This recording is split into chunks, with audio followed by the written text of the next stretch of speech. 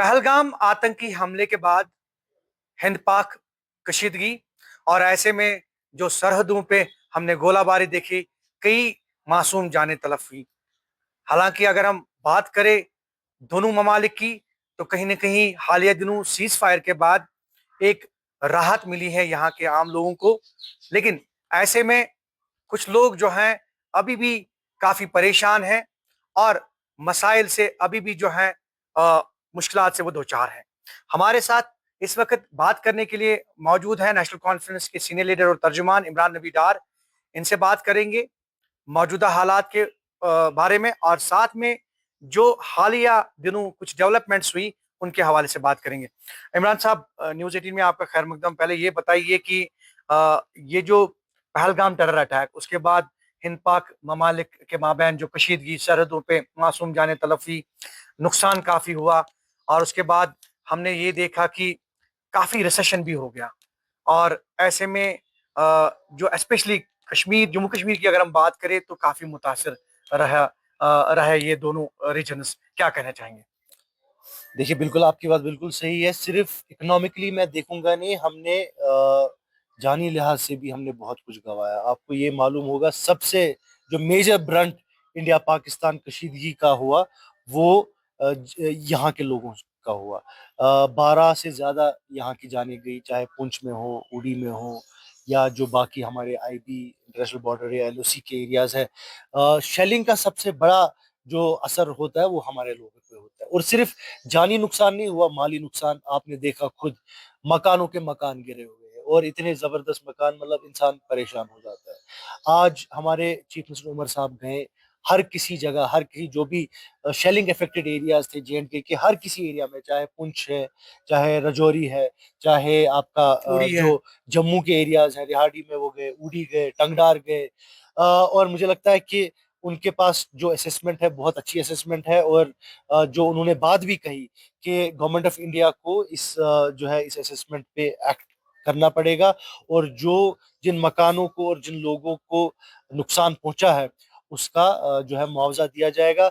अब खैर जो जानी मुआवजा तो हो नहीं सकता है, जो जाने गई अल्लाह ताला उनकी मगफिरत करे।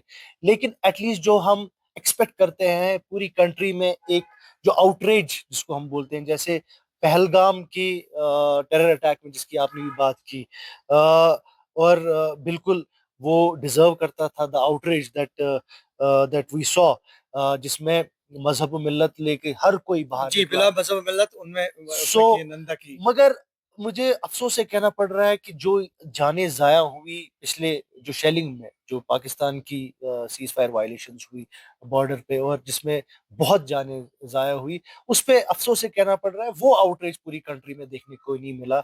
और जो वीडियोस हमारे सामने दिल दोज करने वाले वीडियोस, खासकर जो पुंछ में वो दो कमसिन बच्चे, 10 साल से जो छोटे दो जी। ट्विंस, किस कैसी बेदर्दना तरीके में उनकी मौत हुई, मतलब मेरा दिल जो है अभी तक रो रहा है।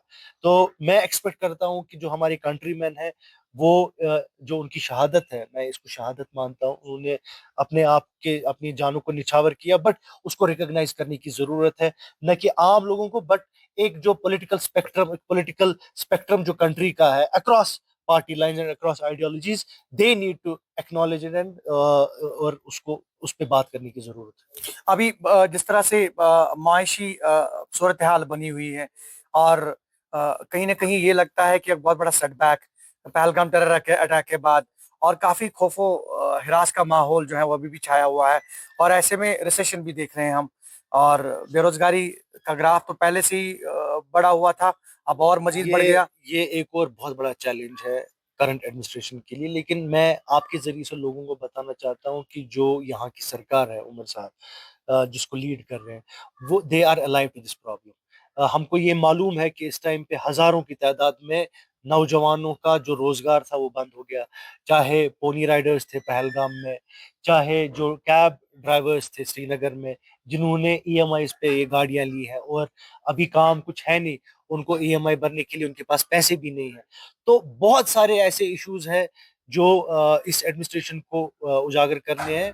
और इंशाल्लाह मैं आपको यकीन दिलाता हूं कि इन सब चीजों पे बहुत ही अच्छे से काम होगा। और एक एक पैकेज जो हम डिजर्व कर रहे हैं और जो डिमांड कर रहे हैं, खासकर इन नौजवानों के मुतालिक, वो हम सीख करेंगे गवर्नमेंट ऑफ इंडिया से। पहलगाम का आपने जिक्र किया।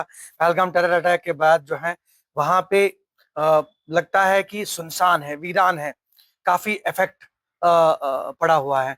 तो क्या सरकार चाहेगी, आपकी पार्टी चाहेगी कि थोड़ा सा उसको दोबारा बूस्ट मिले और यहाँ के टूरिज्म को बूस्ट मिले, सो दैट कि अगेन जो माशी हालत है उसमें थोड़ी बेहतरी आए? देखिए, सबसे पहले तो अभी relief and rehabilitation of the victims पहले सबसे बड़ी प्रायोरिटी होगी। और जो मुझे लगता है इस टाइम पे अब गवर्नमेंट और जो सिक्योरिटी एजेंसीज हैं, अब तो श्री अमरनाथ यात्रा का जो है सिलसिला जारी शुरू होगा। होगा, बिल्कुल। तो मुझे लगता है कि पहले अमरनाथ यात्रा की सिक्योरिटी इंश्योर करना एडमिनिस्ट्रेशन की सबसे प्राइमरी रिस्पॉन्सिबिलिटी होनी चाहिए।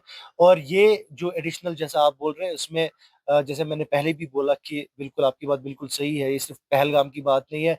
ओवरऑल आप बिल्कुल। किसी चाहे गुलमर्ग देखिए, सोनमर्ग देखिए, और बहुत सारे एरियाज तो अभी एक्सेसिबल भी नहीं है। तो ये we are in a very emergency kind of situation में है। तो गवर्नमेंट ऑफ इंडिया को डिसाइड करना पड़ेगा कि कब हम इस इमरजेंसी सूरत हाल से बाहर निकले, कब नॉर्मल सी फिर से आए, और उसके बाद ये एक सेकंड फेज में टूरिस्ट को लाना होगा यहाँ पे, वो फैसला तब लिया जाएगा। लेकिन एक इमरजेंसी सूरत हाल है इस टाइम पे, विक्टिम्स है इस टाइम पे, आगे अमरनाथ यात्रा है, बहुत सारी चीजें हैं जिसपे गवर्नमेंट को पहले प्रायोरिटी देनी है। सरहदी इलाके बहुत ज्यादा इफेक्ट हुए इस बार और काफी जाने भी तलफ हुई। तो क्या वर्कआउट करेगी गवर्नमेंट इस पे? और स्पेशली जो भी फिगर आउट होगा या जो लाहेअमल होगा, तो उस पे काम करेगी गवर्नमेंट? देखिए, हर कोई चीज इस टाइम पे उमर साहब खुद हैंडल कर रहे हैं, खुद डील कर रहे हैं। और जो उनके मिनिस्टर्स हैं, आपने खुद देखा कि वो हर किसी एरिया में और हर किसी सेक्टर में इस टाइम पे लगे हुए हैं, जा रहे हैं।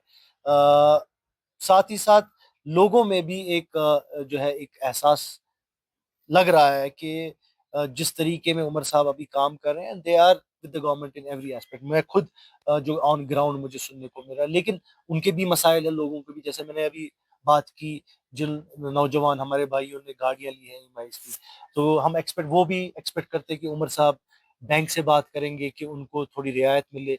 अगर 2 महीने का टाइम मिले या 2 महीने का जो रियायत मिले, कि 2 महीने में वो ईएमआई नहीं भरे। और बहुत सारी ऐसी बहुत सारे इश्यूज हैं जिसपे गवर्नमेंट को जो है एक्शन लेना पड़ेगा, ताकि ये जो एक सेटबैक है, मतलब ये दचका, इसको इसके लिए थोड़ी पफिंग हो सकती है, बर्दाश्त करने का जो एक मौका हमको कश्मीरियों को देना पड़ेगा। बाकी जो उमर साहब की गवर्नमेंट है वो चाक चौबंद है। और आपने देखा कि उमर साहब हर किसी मरहले में, हर किसी सेक्टर में आगे हैं। आखिर और आखिर पर ये बताइए कि जो अभी सरकार है, क्या मौजूदा हालात और जो हालिया दिनों जो कशीदगी हमें देखने को मिली और जो खूनरेजी हमने हमें देखने को मिली, उसके बाद क्या सरकार इन टच है दिल्ली के साथ?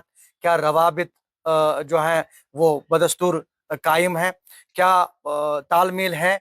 और सो दैट कि आइंदा जो भी स्ट्रेटजी हो, ज्यादा से ज्यादा मदद हो यहाँ के लोगों की? देखिए, ये मुझे समझ नहीं आता है, तो आपको क्यों लगता है कि तालमेल नहीं होगा? इलेक्टेड सरकार है, उमर साहब लोगों ने चुने हुए चीफ मिनिस्टर है। और कॉन्स्टिट्यूशन भी बोलता है, और यहाँ का जो तर्ज नियाज है वो ये बोलता है कि इस दोनों, चाहे यूटी एडमिनिस्ट्रेशन है या गवर्नमेंट ऑफ इंडिया है, इनको तालमेल में काम, और आपको दिख रहा है।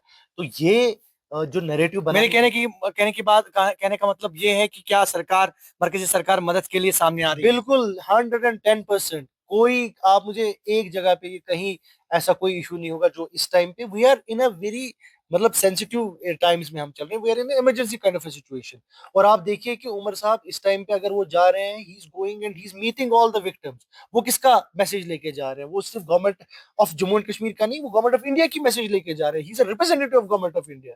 और यूनियन गवर्नमेंट को, he is their representative when he goes to meet the victims. और जब वो विक्टिम्स से बात करने जा रहे हैं, वो उनसे असेसमेंट ले रहे हैं, चाहे मकान का हो या जानी जा। उमर साहब डिक्लेयर कर रहे हैं, परसों उन्होंने 10 लाख कंपनसेशन। हालांकि कोई पैसा एक जान से बढ़कर नहीं जान होता से है। बढ़कर नहीं है, लेकिन ये एक तरीका है जैसा गवर्नमेंट चलती है, एक निजाम है, एक प्रोटोकॉल है। उसी प्रोटोकॉल के तहत ये हुकूमत भी चलती बहुत बहुत शुक्रिया। और ये थे इमरान नबी डार, जम्मू कश्मीर नेशनल कॉन्फ्रेंस के स्पोक्स पर्सन, और इन्होंने कहा कि सरकार जो है वो चाहती है लोगों की मदद हो। और हालिया दिनों जिस तरह से कशीदगी हमें देखने को मिली, काफ़ी मासूम जानें जो हैं वो तलफ़ हुई।